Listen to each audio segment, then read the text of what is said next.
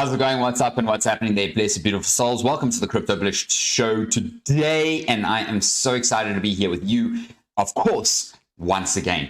All right, guys, today we have quite a jam-packed video. As you can see by the title and the thumbnail, we are going to be in the ring with the Fed right now. So, yeah, thanks for being here on the channel. I really appreciate every single one of you subscribers. And if you remember, please, if we can get this channel to 1,000 subscribers by the end of July, I'm going to pick one lucky winner to get some free crypto from me. So make sure if you're watching this and you have not yet subscribed that you smash the subscription bell so that I can share and pick one random winner out of my 1,000 subscribers to get a little bit of crypto. Okay, in the meantime, guys, let's not waste any more time. Let's go and pump this video because I have a lot to share with you and show you today. So, first of all, in the cryptocurrency market cap today, we are currently sitting at $1.246 billion, kind of hovering around the same level for the whole week, maybe the past week or so. Current 24-hour trading volume is 43 billion. Bitcoin is still sitting above 30,000 at 30,800.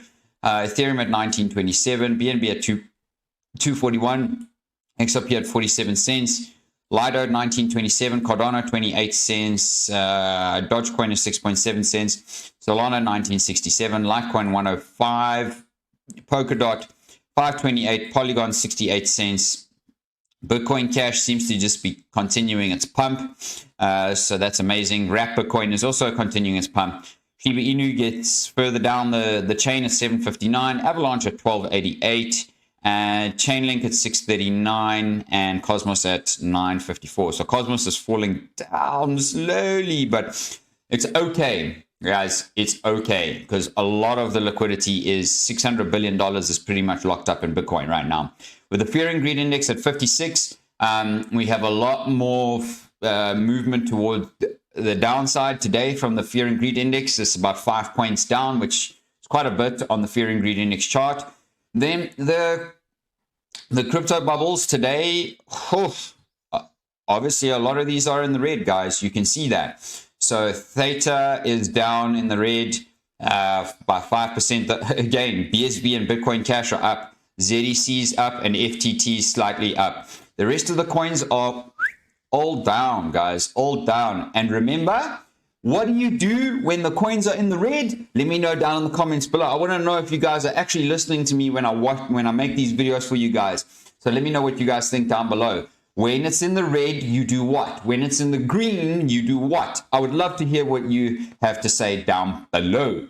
Okay, guys, please remember that today, of course, huge consideration as to where we're at. Now, factory orders yesterday actually came in at 50% lower than what they predicted it to be. And today we have ADP employment rate, and that is going to make the market boom.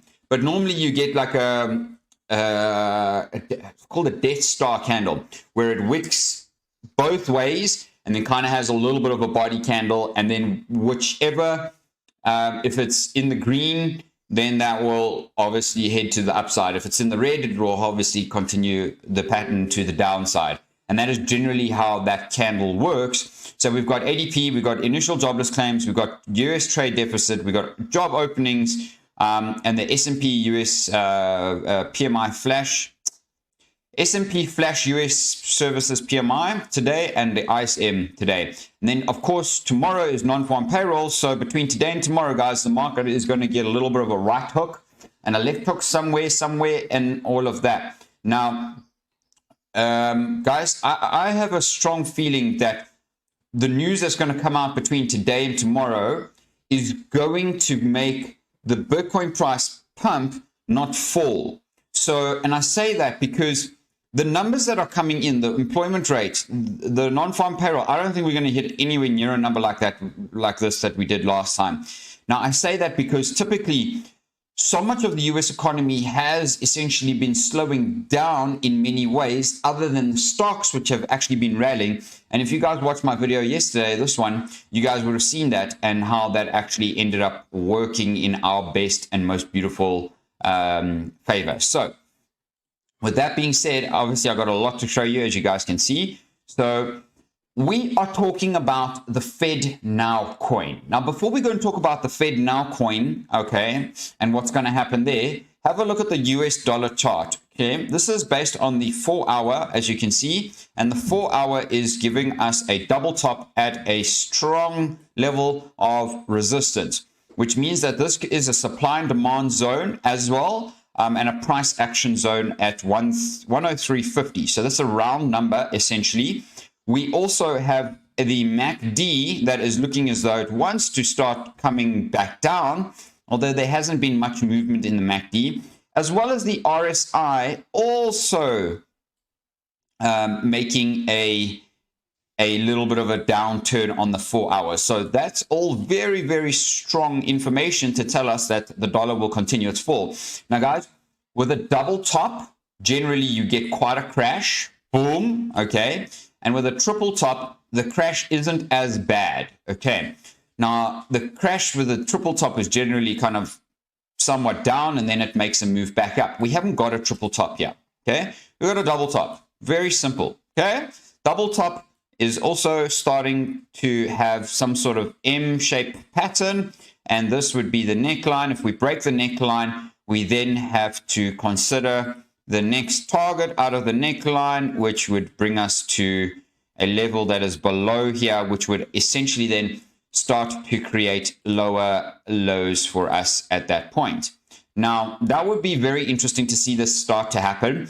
I would suggest that we would probably look at doing something like this, and then at this point probably retesting either the blue zone or the breakout zone, and then continuing the pattern down. And then, as I say, you know, it's not a one drop through the roof kind of scenario, although the saying goes, the bull walks up the stairs and the bear falls out the window. Okay, remember that when you're trading. Now, let us go and quickly have a look at what this whole Fed Now coin is.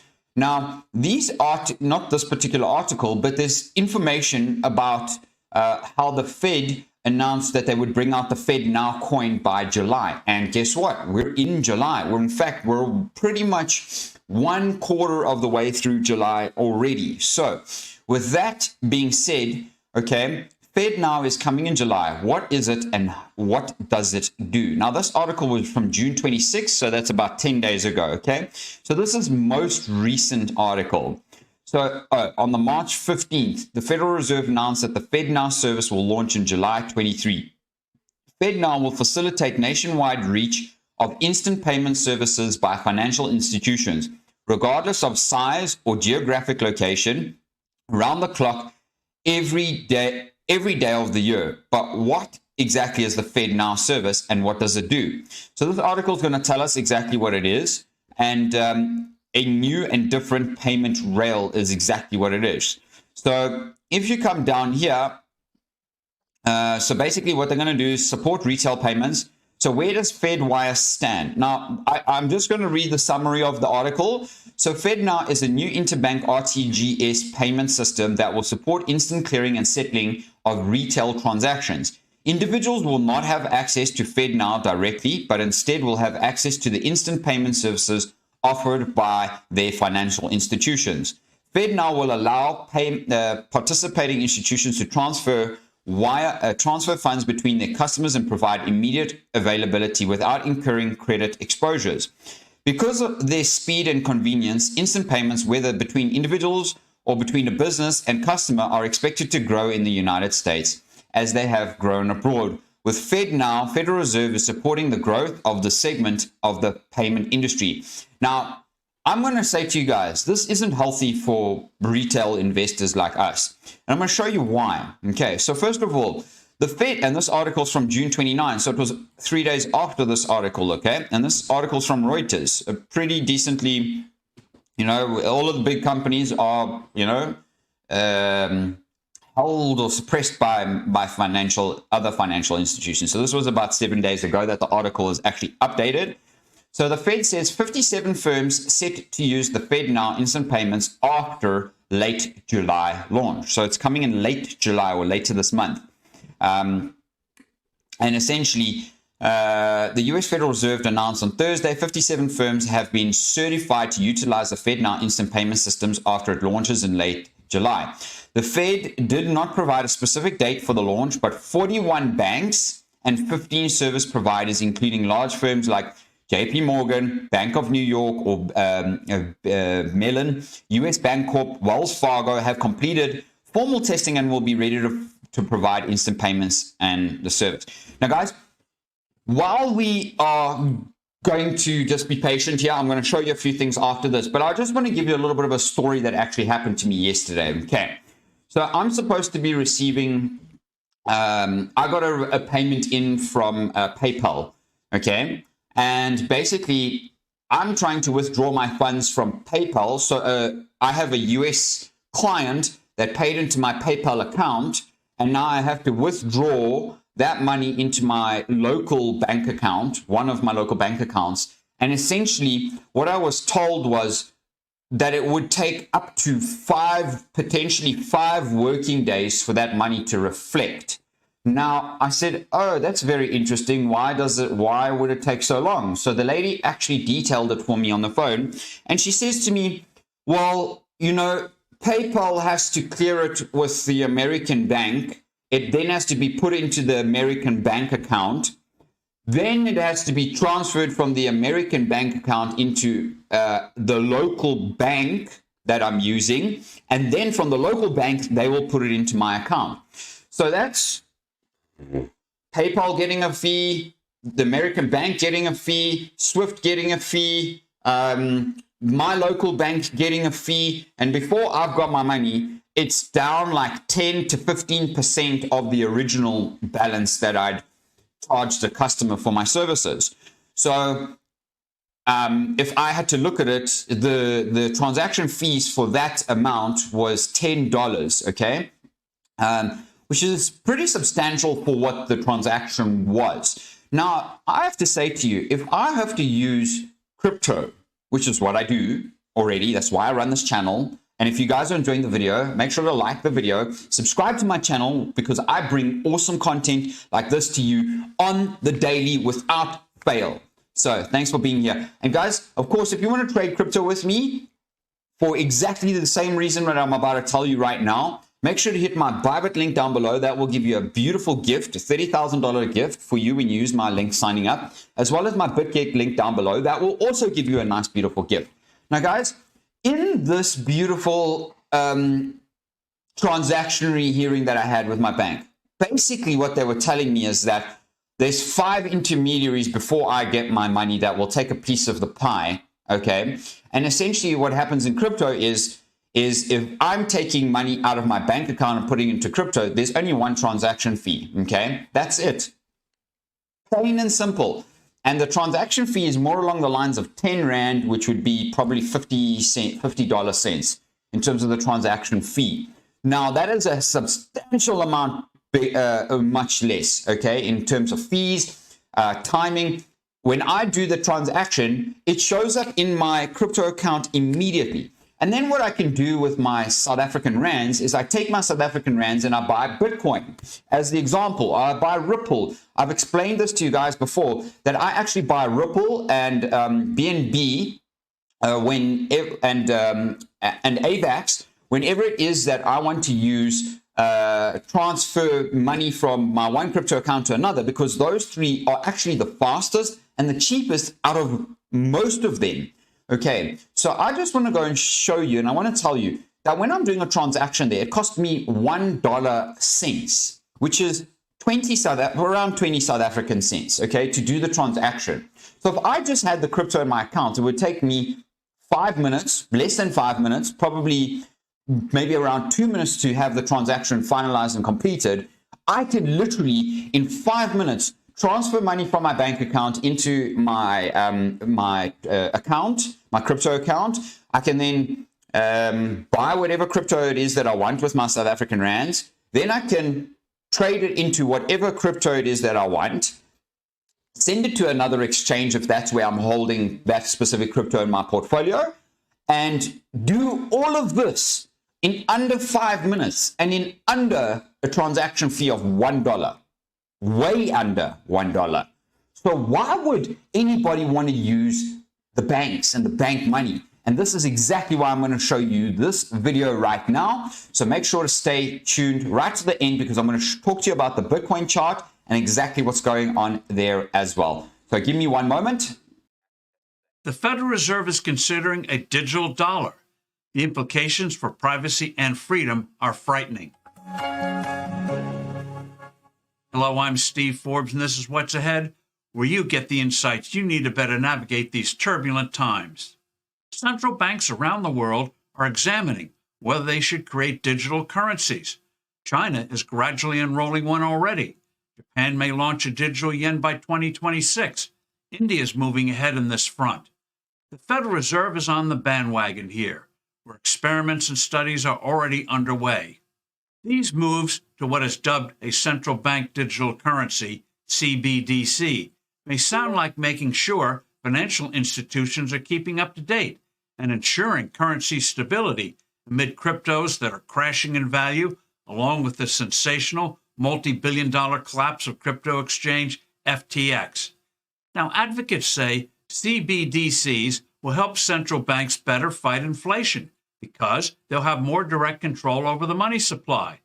That will sharply speed up transaction payments between buyers and sellers in the marketplace, where settlements, most particularly if they cross borders, can take days before a payment clears and you can access your money. It will also help fight money laundering and keep rogue nations from evading sanctions. But central bank digital money is ominous. The downside of governments being able to track digitally every single product or service you buy and sell is chilling. This is where China's headed. India has been trying to reassure skeptics by declaring that transactions would stay, quote, largely anonymous, end quote. But government bureaucracies won't be able to resist the temptation. They'll always have excuses like fighting crime or combating tax cheating. CBDCs would give officials a powerful tool of control and manipulation. It would be an irresistible drug for central banks trying to direct the economy. If they think the economy is overheating, they could freeze a certain percentage of your cash. Or if these poobahs decide that things are too slow, they could punish people who, they conclude, are saving too much. Spend it or lose it, they could decree. If you have undesirable political views, you might not be able to access your money, since traditional cash would be outlawed and your digital cash would be in a government-approved digital wallet. Digital cash would even allow governments to fine-tune monetary policy with individualized interest rates. Then there's the all-too-real challenge of security. Digital cash systems would be a hacker's delight. The treasure trove of data governments would have on every aspect of your life would be breached. As for speeding up payments, that can be achieved with improved electronic transfers. The Federal Reserve already has an experiment with that underway called FedNow. Congress should immediately hold hearings on the subject of central bank digital cash and ban the Fed from creating a digital dollar. Government digital cash is a formula for tyranny. I'm Steve Forbes. Thanks. Forbes speaking exactly that. We do not want it because it can cause tyranny. They can block you. They can tell you you're saving too much and all kinds of bunch of shit and rubbish, which essentially is insane because at the end of the day, okay, we do not need to be controlled by the Federal Reserve. The Federal Reserve needs to control themselves and control the way that they print money and depreciate our currencies across the world, which is insane, okay? Especially the dollar. They fuck the rest of the world up by what they do. So, just with that being said, now, through all of these Bitcoin spot ETF filings, okay, this is great and everything. And yes, it'll make the price of Bitcoin shoot right through the moon. But there's one very, very negative downside to having a Bitcoin spot ETF. And that is that you go to your bank and you're going to say to your bank, well, actually, I want Bitcoin. Okay, the bank says, cool, we'll give you the Bitcoin, on paper, here it is. And this is the price that it currently is. So that's what we charge you.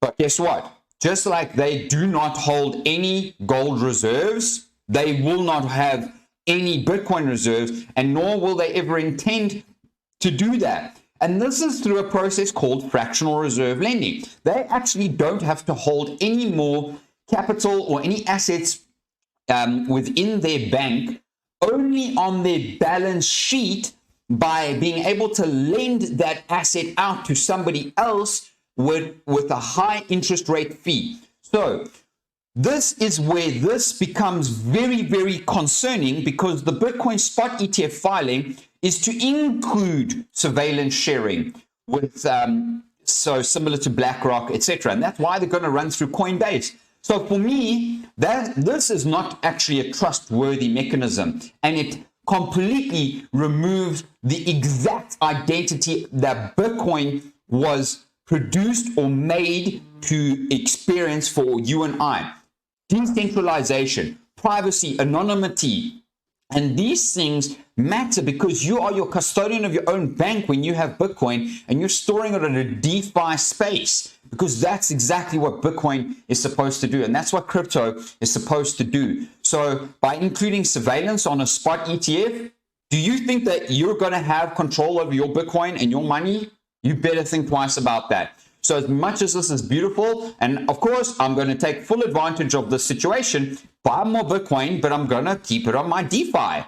And that is the most powerful thing here. So let's go and have a look at the Bitcoin chart for the day, okay? Because the Bitcoin chart for the day is currently, it had a nice pullback yesterday. It reset the RSI on the 4-hour. We're now looking at as though the 4-hour wants to give us a little bit of a run. The MACD is also, let's just refresh here. The MACD is also looking as though it wants to give us a little bit of a run. And essentially, this is going to be super healthy for us right now, because I'm going to show you something on the 4-hour. So on the weekly. So yesterday, if you recall, I actually said to you that my bull flag, essentially, as we break out of this would be the target. So if right now we're currently looking like we're pushing up, and since I started this video, we've had a new candle. We're now having a breakout of my line, my breakout line, the descending part of the channel.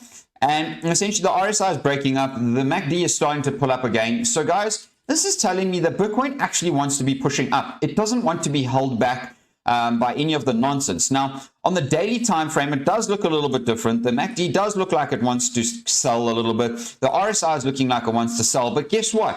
The price action and the candles are not telling us that we're going to fall out the tree, okay, and pull back ridiculous to this kind of ridiculous area down here, back at the 26,000 level. Although what I'm saying is that it could happen. Now, not only that, I did say to you guys yesterday that my purple line and my green line here, the 20 and the 50 moving average, we are holding strong support there. And when we do hold strong support above it, guess what happens? Boom, we smash up. Boom, we smash up. Boom, we smash up. And we continue the pattern. We've now found support on it. And are we going to find some support on it right now? Yes, that is a very, very high possibility for us. And if I could say to us, well, we're going to maybe pull back down to the 28,500 level and then perhaps look at a strong pullback up. Is that the possibility? I did say to you guys, my first target was the 37,500 level. That is 100% still remains my target for this time being. And essentially, you guys can see here that my next target out of this insane cup and handle pattern that I've showed you on the weekly time frame would bring us up to the 45K level. Now, let me go and show you something very, very powerful and very beautiful on the weekly time frame, because the weekly time frame, as you see, cup and handle, finding some support, the RSI is pulling up, the MACD has officially had its second I want to go and show you here, excuse me. The MACD has now officially had its second green bar. Okay, now let me go and show you very specifically the moment where we're at. And I want to say something to you guys, is that not once since 2015 have we actually been this low in the Bitcoin price. Okay, not once. You can see that. In fact, the lowest we were there is there and there. Okay, so with that being said, we can now see that we've had a crazy amount of pressure down on the MACD, price oscillation action, and we haven't even, the highest on the MACD we went was up here, of course, And then we, of course, created these lows, okay, which would pretty much came down just like that. Okay, now we're getting back up. The MACD is pulling over. What happens when the MACD comes from the depths of hell? Well, guess what? We're at this point right here, except we are a little bit more over on the RSI. So for me, I would actually say that we're probably sitting now at this point of action right here, okay? Probably here, okay? Where we've had a little bit of a red, and now we're getting the green come back in. Institutions are looking like they want to come in, and the MACD looks like it wants to absolutely obliterate and run. So that tells me, guys, that Bitcoin is going to rally very, very, very soon, according to price action here on the oscillation. So now the same momentum there is happening right here, and this could essentially shoot this MACD right up to this level up here, okay? And it could then, we could then at that point have a major crash back down to that kind of level on the MACD, which could then bring us to the point of what it is that I've been trying to say to you. So I would say that the MACD in order for us to get to that kind of height would probably pump more or less up to that kind of level on the MACD, which would probably bring us up to the 45K level, and then a strong retracement back down to this 30K level without a doubt, guys. That's what I personally see happening between now and the start of the halving. And then at this point, that will be your absolute last chance to get Bitcoin at the $30,000 price, if not these lower prices at this point. So guys, if you enjoyed the video, let me know what you guys think below. I would love to hear my community's thoughts. What do you think Bitcoin is going to do between now and the Bitcoin halving? Let me know down in the comments below. I would love to hear from my community. Let me know what you think about the Fed Now coin too. That is insane. And would you trust the Fed coin? Because I sure as fuck wouldn't. Lots of love to you, blessed, beautiful souls. Make sure to watch this video because it was even better than this video. Thanks for being here on the channel.